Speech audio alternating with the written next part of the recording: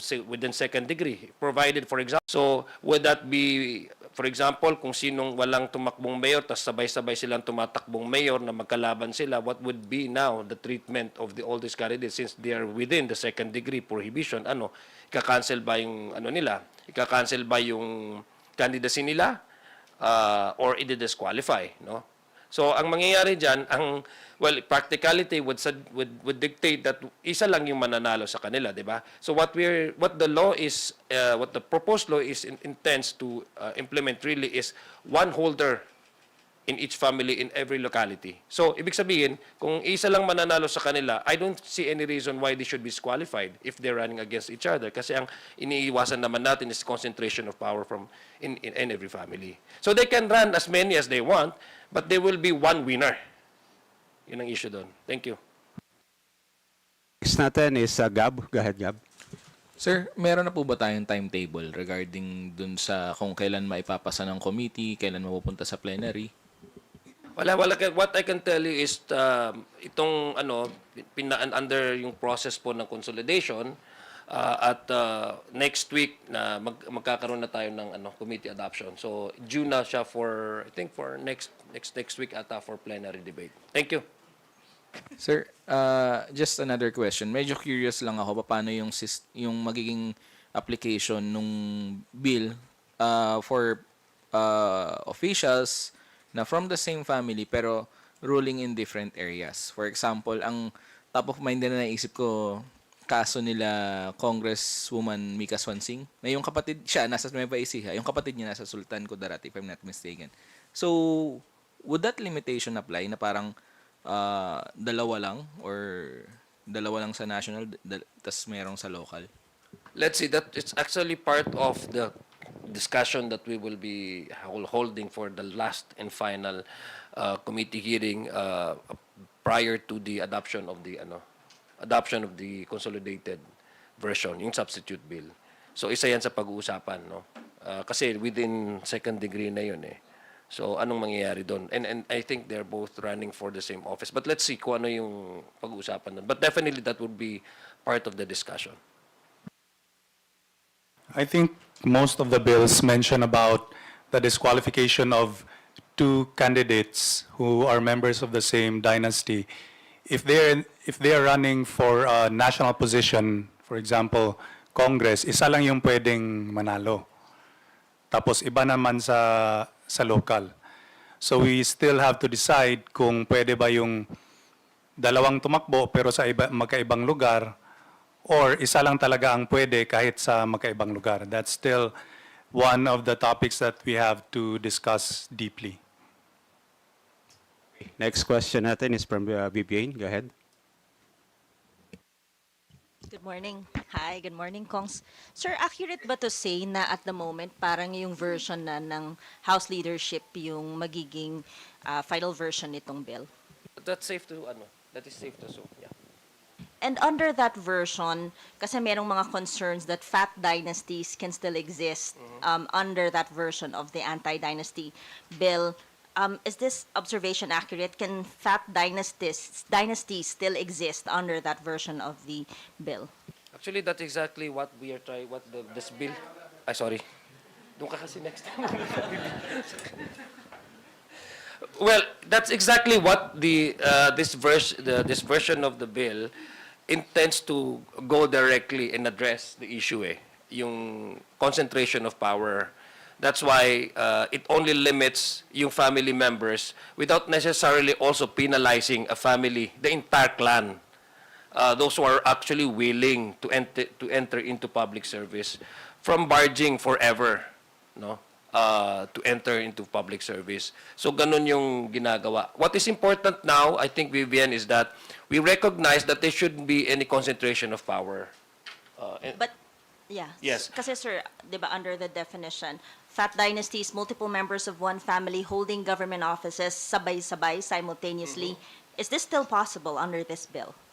Well, it is basically, Vivian, the recognition that there are localities that have different constituencies.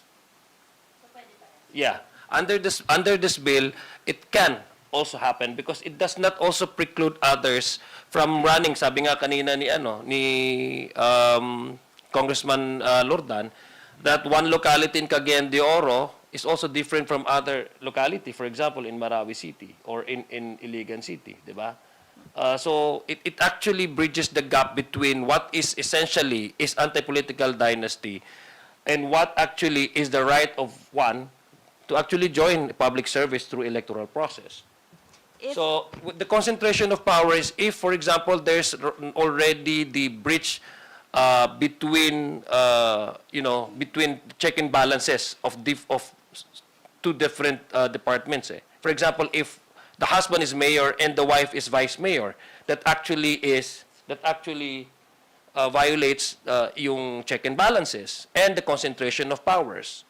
And Fight Dynasty is actually relative because there are Fight Dynasties in one locality, asawa, anak, tatay sa isang locality. So, yun ang tinatry natin i-address under this version to decongest one locality from the control of one political family. And just to add, sorry, before you continue, expect a very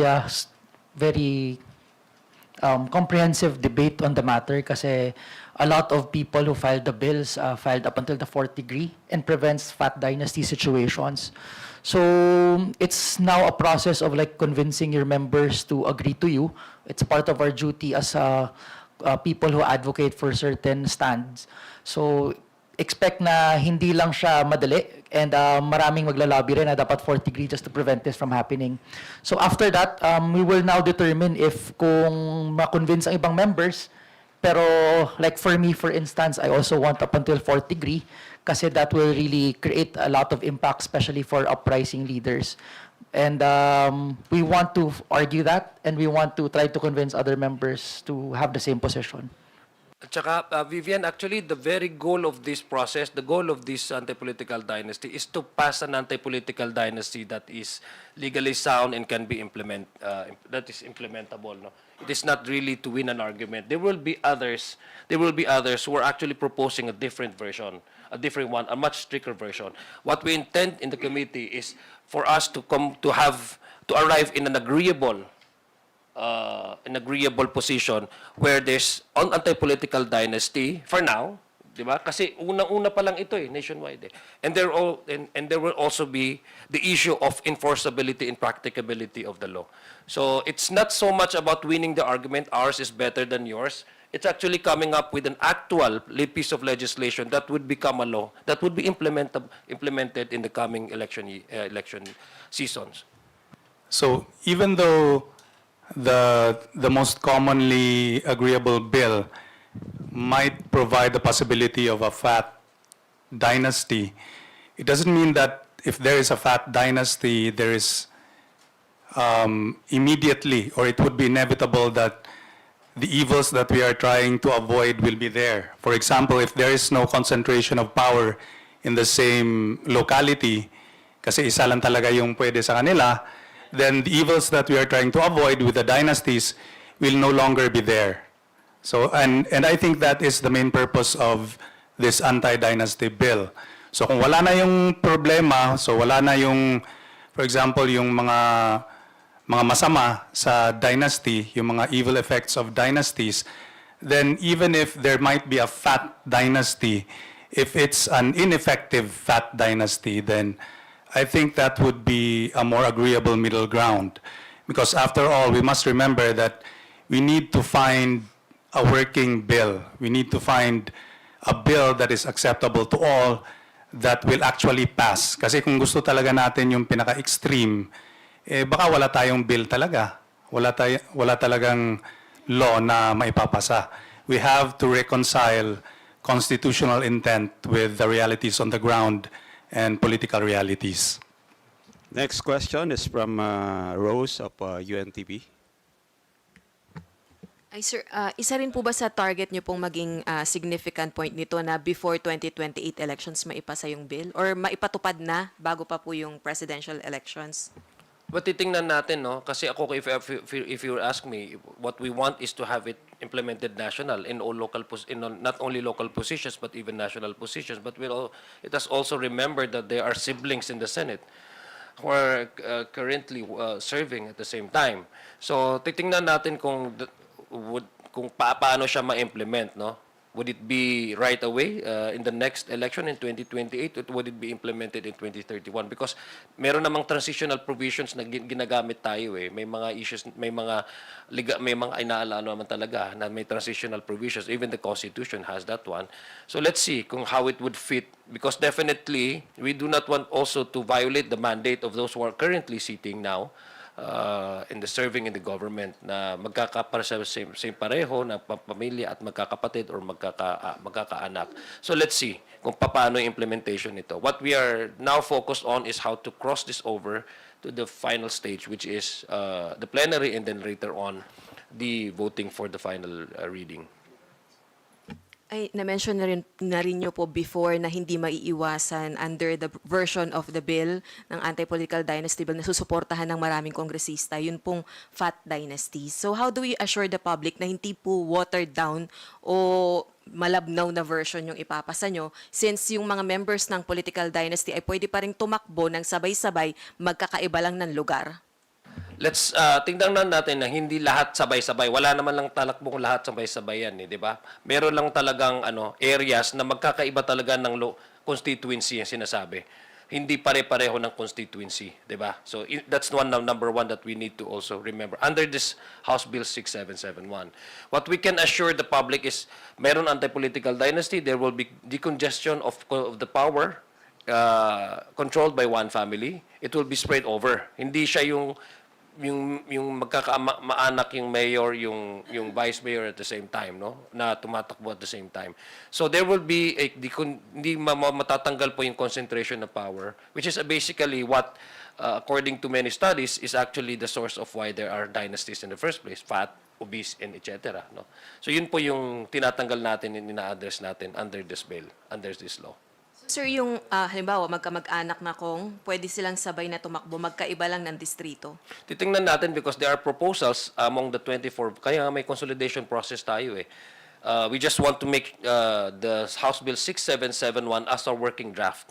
Kasi in terms of the procedure would suggest na in terms of support, it has more than 100 plus, I think umabot na ata ng 100 yung co-authorship nito. So, in terms of numbers and procedural-wise, yung version na pinakamarami at pinakamaraming support, yun talaga yung magiging working draft natin. Because essentially, you will have to have, for a bill to be able to pass the third reading, you have to have numbers, di ba?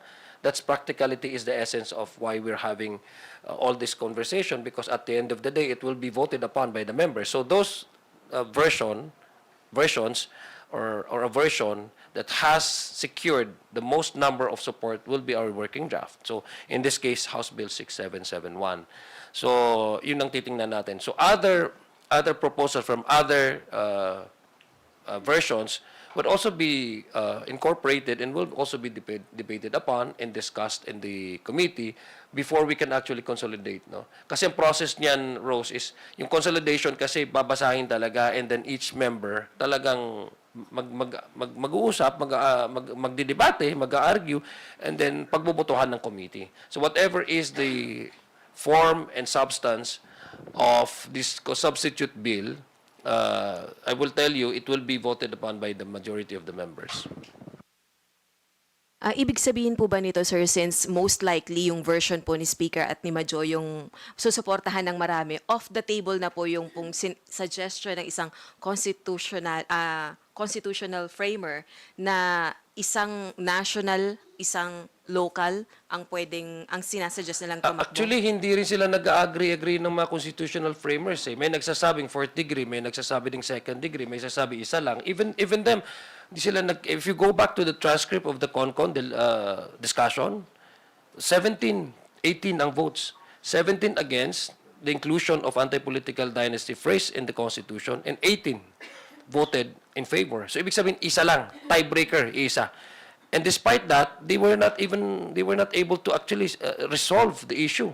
Kaya tinapon na lang sa Congress, nilagyan na lang na nilagay na lang ng na prohibits anti-dynasty as may be defined by law, because they themselves they agreed during the hearing. Even former Chairman Christian Monsod actually said that this is exactly the same discussions that we had 40 years ago, because we could not resolve ourselves. That's why they passed it on to Congress for us to for us to provide a legal definition of what constitutes anti-political dynasty. Even themselves, hindi rin sila nagkakaisa-isa.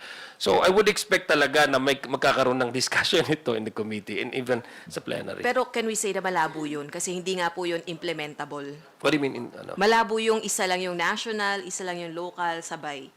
From same political family, political dynasty. Well, kailangan din natin i-balance yung karapatan ng bawat tao na magserbisyo. I mean, that's essentially is that, di ba? So, titingnan natin kung paano natin to mapag-usapan. But definitely, this will be put on the table. It will be voted upon by the committee members. No? Ang akin lang is how really to balance it out. Kaya sabi nga namin, this discussion about anti-political dynasty is not actually to gain scores over the other, like we are winning the argument. This is not about winning the argument. This is actually coming up with a measure that is not only legally pliant but constitutionally sound. That it would also respect individuals' right to exercise, perform its civic duty to join public service. Okay, next question natin is from Joman Lapas, to be followed by Ms. Tina of GMA, Billy, Vegas, Haji, and the PTB. Go ahead, John. Paglilinaw lang po, Congressman. Kung sakasakali po yung sa national, yung isang senador, existing siya, tapos may isang kapatid niya tatakbo sa pagka-senador, bawal din ba yan? Well, let's assume na mayroon ng batas. Kung mayroon ng batas talaga na gano'n, pagbabawalan na talaga yon. Kung mayroon ng political lines. These are just, we still have to adopt the substitute bill. We're just discussing here the possibility of what's going to be the final version from the committee. So if there will be a law that says that within second degree of consanguinity and affinity ay bawal to run in one, let's say, that is a national position, di bawal na po. Ganun lang kasimple yun po. Kung sakaling tatakbo ng presidente, bawal na rin yung mga I kapatid think niya the sa lokal. national is na-describe naman ng national position as president, vice president, senators. May nagsasabi it's even the House of Representatives can also be considered as a national office. But ang argument naman ng COMELEC is they are voted locally by district, so they are still a local position. So yes. If it's under the national positions, vice president, president, and senators, what we intend to have is there will be no siblings within second degree of consanguinity and affinity, magkasawa, magkapatid, anak, natatakbo at the same time. Actually, it also goes to the issue there, no? So, paano pag magkalaban, di ba? So I think the issue is in the Senate is marami kasi na position na pwedeng manalo, hindi lang isa. So that applies now, the prohibition of second degree of consanguinity and affinity. Isa na lang po. Sa counterpart niyo po sa Senate, nakaraan, Congressman Zia, sabi ninyo, possibly habulin niyo sa SONA itong anti-political dynasty bill. May usapan na po ba ang Senate, ang Congress para maging batas na siya before SONA o maisabi na ng Pangulo? Initially mayroon po kaming correspondence ni Senator Risa Ontiveros, being the chairperson of the committee. Pero pinag-discussan na po namin doon yung scheduling po nila nung public hearing, pati yung schedule din po natin sa House of Representatives. From then on, hindi na po kami nagkaroon ng exchanges. But I think ang mga secretariat po ay nagkakaroon ng correspondence patungkol doon sa anong version yung meron sila sa Senate. It's more on information kung paano nag-course through yung kanilang process sa Senado. Yun po yung aming discussion. Sa palagay ko, given the fact that we still have how many weeks to go before the break, mukhang in the committee, that I can assure you, papasa po. Magkakaroon po tayo ng consolidated version, substitute bill. Hopefully, our plan really in the timeline is that makaya natin sa plenary before the Lenten break. Pero as indicated by the questions of our media friends na marami talagang ginagagaling din sa mga posisyon ng ating mga kasamahan dito sa Kongreso, mukhang mahaba-haba yung debate. Okay, next is Ma'am Tina. Go ahead po. Sir, dun sa issue ng party list groups, how do you consider them? Are they local or are they national? And dun sa prohibition ba, bawal among the 5 nominees na may magkakamag-anak? And paano yung, kunyari, may party list, tapos may kamag-anak na tatakbong senator or president, VP, or meron ding kamag-anak sa local? Actually, yung sa yung sa party list reform bill, hindi pa po natin discussionan, hindi pa po natin natatakel sa committee. All the part po siya ng LEDAC priorities. Ang inuna po natin dito is yung consideration ng kandidato within second degree. Kasi yung kandidato po na allowed to run for a position. Yung sa party list, kung tatanungin niyo po ako, based doon sa explanation ng Commission on Elections, yung party list would also be can also be considered as a national position because they're voted upon nationally. So their constituency is national.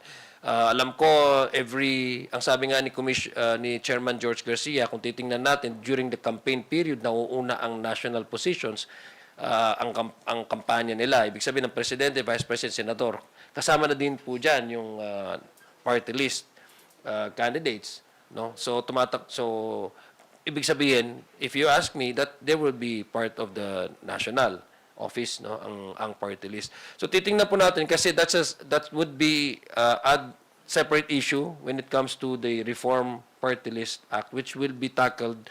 We will take it up probably after this anti-political dicing. That's going to be the next piece of legislation that will be discussed by the committee.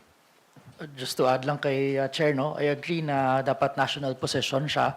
But as to the nominee positions, I think it should also cover in the sense that we have to bring back para saan ba talaga yung party list. For me, it should always be about to representation.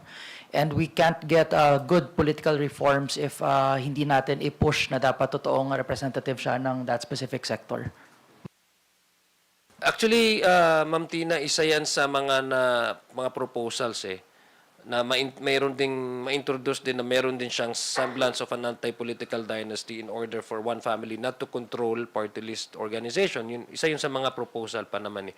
So titingnan po natin as we move along with all these 2 LEDAC priorities kasi dalawa po yung priority, tatlo under my committee na declared as LEDAC priority. Ito nga anti-political dynasty, yung sa BARM elections, and ito po yung Reform Party List Act. Okay, next natin is Billy.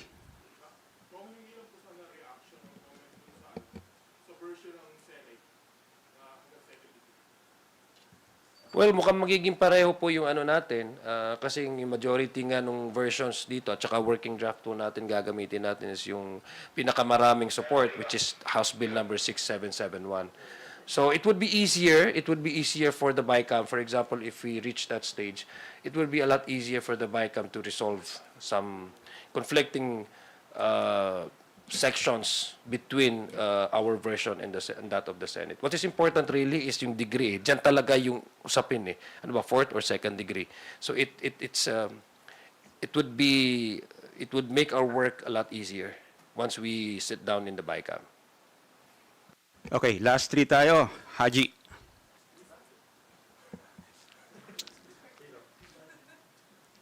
So having said that, in-expect po ninyo na since baka sa BICAM din naman po magkakaproblema, yung timeline po or yung timetable na nais po ninyo na before SONA ng President ay makapag-report na po siya on the anti-dynasty bill. Unang-una, wala namang BICAM na hindi nagka-problema Kasi compromise talaga yan magre-reconcile yan. Let's see if the versions, if the 2 versions have substantial differences, then definitely it would take a while. But I think the Senate also is willing to adopt and approve the version prior to the SONA. Eh. So at least on this on that aspect, we are on the same level. So we are conscious about the president wanting this. I think the leadership wanting this to be part of the SONA.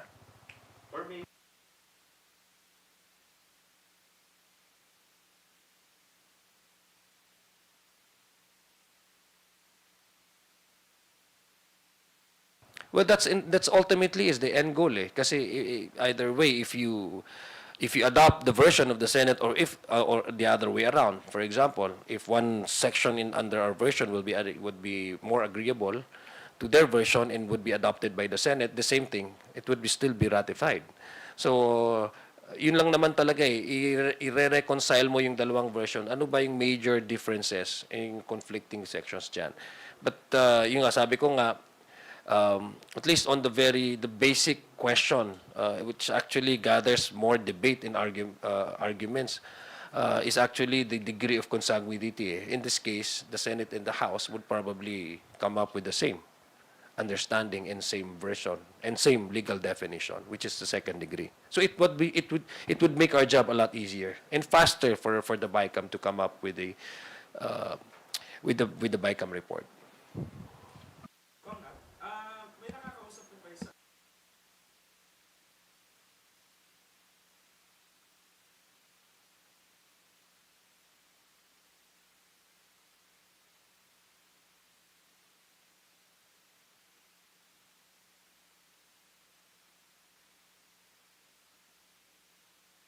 On a PCFI level, wala pa. On an individual level, syempre, kaibigan ko na rin sila.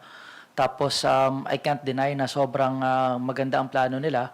So, I express my opinion sa kanila. So, there are discussions. I mean, some will not agree. Some will agree. So, we'll see na lang once this bill is laid for debates and when the Partylist Reform Act is up for the table na discussion.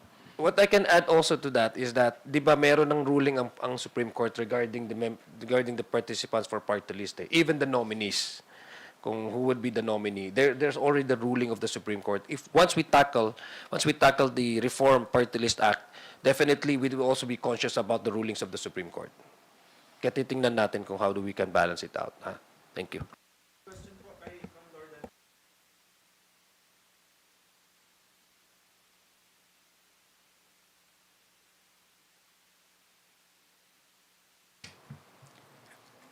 I think I was the one who passed the most extreme version of the bill. I only want one per family. Kahit anong location, kahit anong position. Tapos fourth degree of consanguinity and affinity. Mainly because I do not come from a political dynasty. Ako po yung una sa family namin. And yes, I have a brother who's a city councilor. Pero bago lang talaga kami sa politics, so it's not a big loss for us. I will still vote yes if the body agrees that 2 degrees is the most appropriate one. Because again, we have to enter into these debates with an open mind. Hindi pwede na mag-insist tayo sa gusto natin. Kahit ako, gusto ko talaga yung isa lang per family sa buong Pilipinas. Tapos 4th degree. Pero kung mag-i-insist ako ng ganyan, tapos hindi naman mapapasa yung bill, walang mangyayari. I think it's better that we choose a bill that will give us some progress. Kahit konting progress, it's better than 4 decades of nothingness. Mas okay na yon kaysa sa wala. Pero let me just say na gusto ko talaga isa lang per family, tapos 4 degrees. Okay, next natin is Bell of PTB. Okay, since ang iniiwasan lang naman po natin is the fat dynasty, so does it mean na we are allowing yung succession, for example, natapos sa yung termino ng mayor, tapos yung asawa naman niya, yung susunod na tatakbo at mauupo, since isa lang naman yung mauupo doon sa probinsya nila? Ayan sa mga proposals, no, sabi ko nga, we still have to adopt the consolidated bill. I will present to you, I'll give you a straight answer based on the consolidated bill once we do adopt the substitute bill. Sa ngayon, isa yan sa pag-uusapan. Isa yan sa mga proposals. Eh. May mga versions din na wala yung ganung proposal. So let's see kung succession, simultaneous, prohibition, may implement natin in the consolidated bill. But I think that is one of the main arguments that came out during our public consultation. Would that be, would the succession also be banned, or would we only content with the simultaneous holding of public office? So those are the things that we need also to come up with as in the committee consolidated bill. Thank you. But based on the public consultation, Based on ano po the public yung... consultation, it's a diverse. May nagsasabi, it's not only about ang na-experience po natin doon. Like for example, when we were in Cavite, definitely they were not actually concerned about political dynasty. In fact, they want the status quo kasi feeling nila yung services doon sa Cavite ay very progressive sa kanila. So iba yung tono ng Cavite. When we went to Cebu, ang Cavite, ang concern talaga nila is yung good governance. Sabi nga nila, good governance and bad governance and political dynasty are two different things. They're mutually exclusive. May mga bagay, sabi nila, na maganda yung patakbo ng isang pamilya. May mga ibang lugar na hindi maganda yung patakbo nila. But in Cavite, in Carmona City, maganda. So, makita mo yung position nila na mas doon ang gusto nila is mag-focus daw sa mga yung mga transparency and accountability measures ang pailarin, ang patakbuhin para maiwasan daw yung ma-address yung corruption. When we went to Cebu, the issue there in Cebu is education because they think that because of multi-political dynasty, nawawalan ng reason, nawawalan ng attention ang edukasyon sa kanila. So iba naman yung kanilang position doon. Iba na naman understanding nila sa Cebu. It's more on to spread out resources and to prioritize education. When we went to Mindanao, it's more about peace and order. So if you go through the arguments that we heard throughout this public consultation, there's no actual singular na definition and character that would give us an idea na ito yung common na political dynasty other than civil consanguinity. Yung talaga yung pinaka-concern nila. Others are saying, no, we don't, actually pwede lang sa amin basta hindi mag-concentrate yung power. That's the singular, common argument that we heard. There shouldn't be any concentration of power exercised by one family in a particular locality. So yun po yung talaga yung concern. But yung sinasabi mo, would it be succession? This came out during the public hearing. And this will be one of the things that we will be discussing in the final committee hearing, which actually is the day that we will adopt the consolidated version or the substitute bill. Gusto mo na magsalita na, sige na. Nagugutom na daw, Chair. Just to add sa sinabi ni Chair, no? Apart from those consultations, we're still receiving position papers about the topic. So marami pa kaming titignan na variables kung ano ba talaga yung final number. But more importantly, just to put to life yung numbers, I think it was the Pulse Asia survey na 54% overall, 69% ang NCR or Manila. Ang Cebu was Visayas was 59%, but surprisingly, Mindanao is 34% ang agree, with 38% undecided. So these things are the things that we will consider as a committee, and we will deliberate pa kung ano makita namin sa position papers. So malalaman talaga natin, not just because of the numbers who are in favor, but also the constitutional and practical effect of the bill. So expect those things to come out during the deliberations. Ano po kaya yung mga possible na maging epekto nitong panukalang batas doon nitong Kamara sa proseso, magiging desisyon and action ng Senado? Magkaiba pong chamber tayo, so wala pong hindi po natin alam kung ano magiging epekto. Definitely, magsisit down po ang Kamara at saka Senado para doon po sa Bicameral Conference. Sa ganon ay magkaroon po ng Bicameral Report. So yun lang po yung magiging as to the effect, magkaiba po yung two chambers. We respect each other's independence. So there's such thing as interparliamentary courtesy. Whatever is the result of their public consultation or the version, that would be respected by this House. Okay. Billy.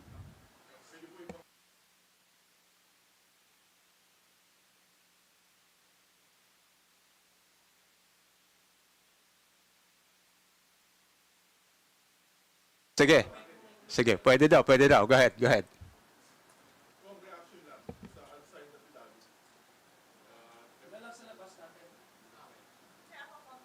Comment lang sa impeachment. Oo. Go ahead, BB. Expectations sa discussions, deliberations next week, expected yung deliberations ng House Justice Committee nitong impeachment complaints against the Vice President. We cannot preempt the outcome of the deliberations on the Justice Committee, but we can be sure that we will have a thorough, fair deliberation on all of the issues.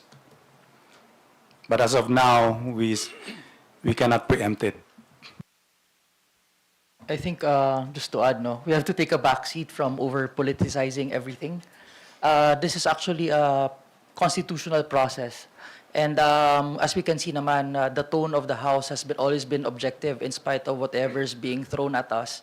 And for sure you will see, although I'm not part of the Justice Committee, from the previous discussions dun sa impeachment na nauna, nakita naman natin na nung diniscuss ng current Justice Committee, napaka-deliberate siya, napaka-comprehensive, and no holds bar in terms of unfolding what really happened.